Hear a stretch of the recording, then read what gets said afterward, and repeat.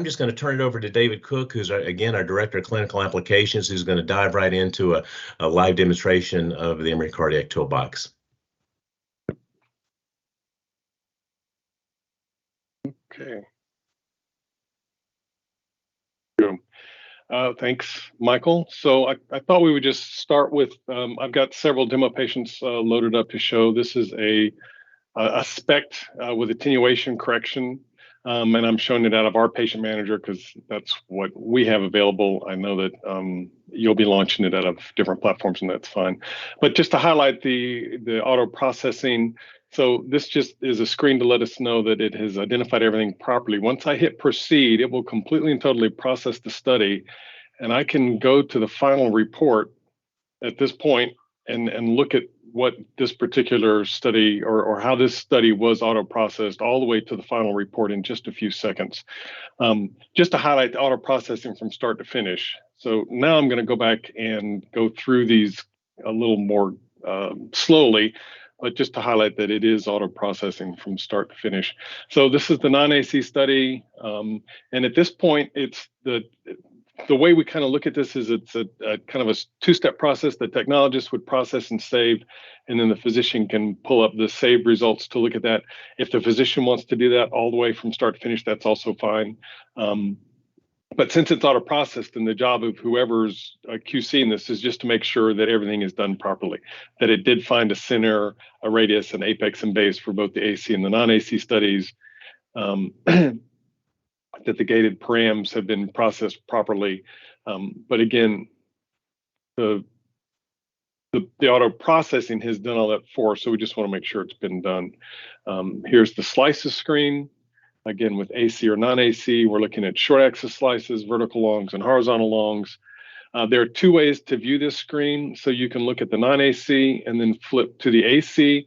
For instance, if you're looking at a particular spot, say perhaps here in the lateral wall, to see is there a difference between AC and non-AC, or we can put all of the images on the screen at the same time.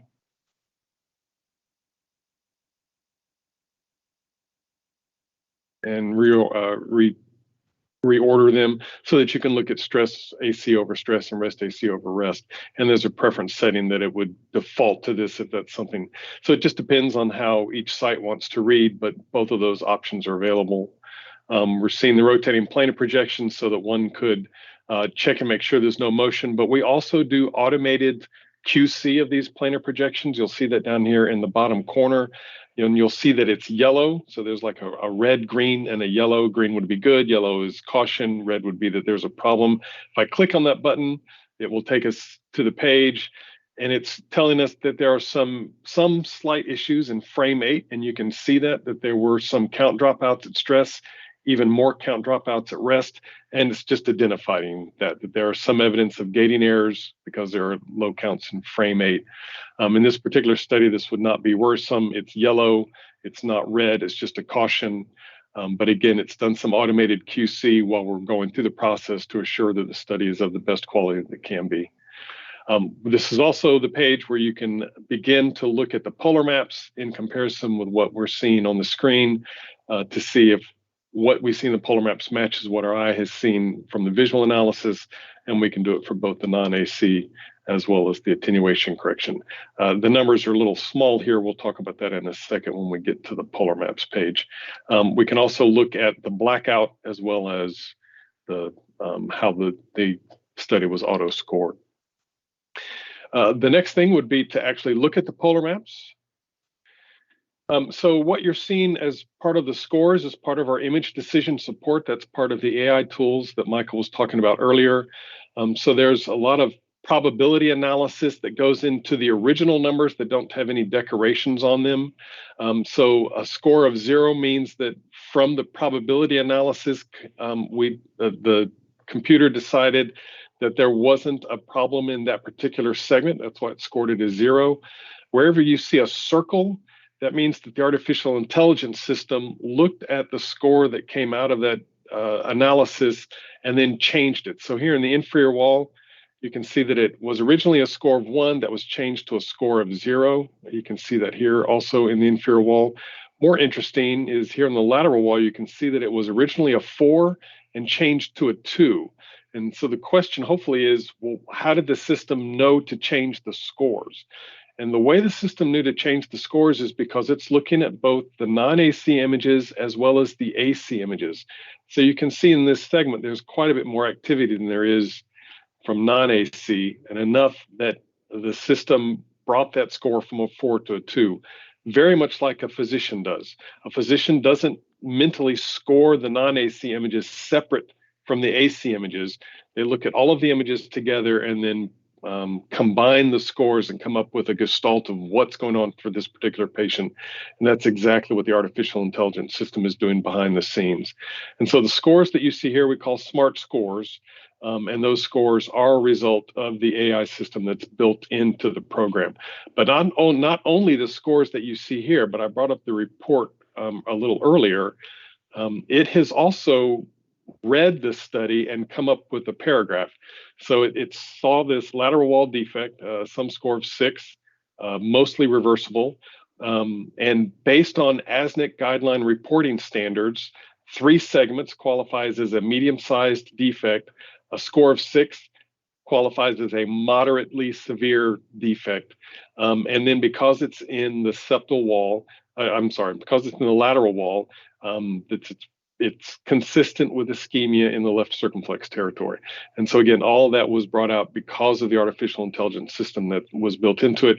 And then it's put into a paragraph that's here at the bottom of this page, but also on the final report page. It comes up with the nuclear perfusion findings. You can put some images, and then it tells you what the ejection fraction is, and then it would tell you the impression. As far as the reporting is concerned, there's a lot more to the reporting system, and I'm happy to answer more questions about that if you want to.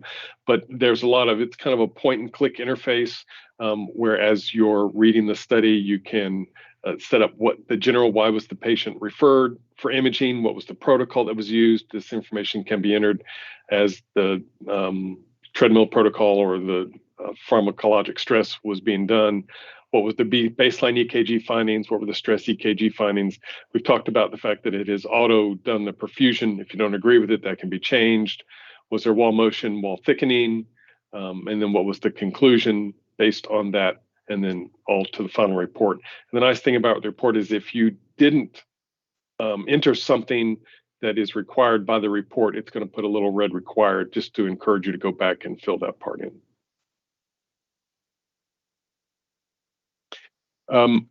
We also, so this, the scoring system is one way to look at it. It's completely separate from normal file analysis. It's doing its own kind of analysis. We come up with the sum stress scores, the sum of 6 of 1, and then the sum difference score of 5.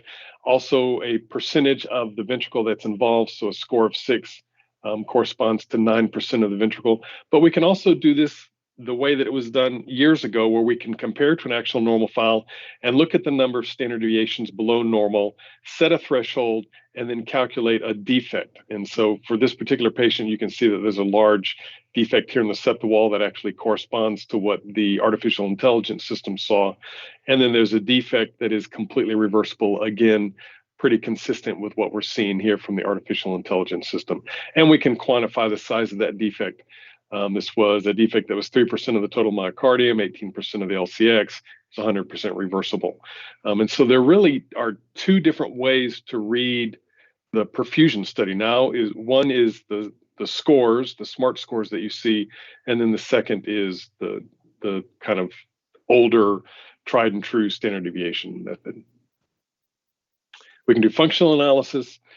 Calculating ejection fractions, diastolic volume, stroke volumes, mass, as well as diastolic function, things like the peak filling rate, time to peak filling rate, where that time to peak filling rate happened. And this blue curve that you see on this time volume curve is the first derivative of the time volume curve. And it's that first derivative curve from which the peak filling rate and time to peak filling rate are pulled from. You see that both for stress and for rest.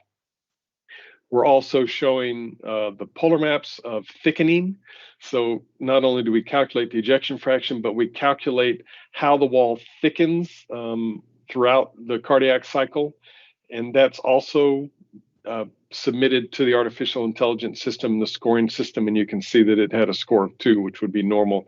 But it is seeing some abnormal thickening here in the septal wall in the same locations that we were seeing the defect as well.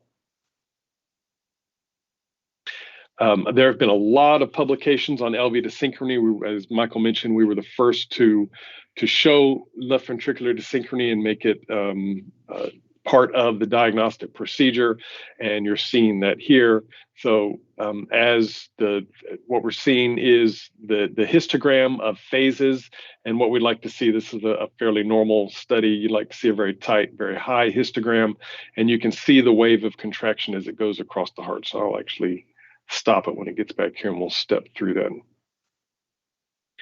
So what we're seeing here is what that wave of contraction looks like as the heart depolarizes and it begins to contract from end diastole to end systole. And again, this one happens very quickly, a very small standard deviation, a very small histogram bandwidth. And so this would be considered a normal study. We'll look at some abnormal studies as well. But we're showing both stress and rest on the screen at the same time.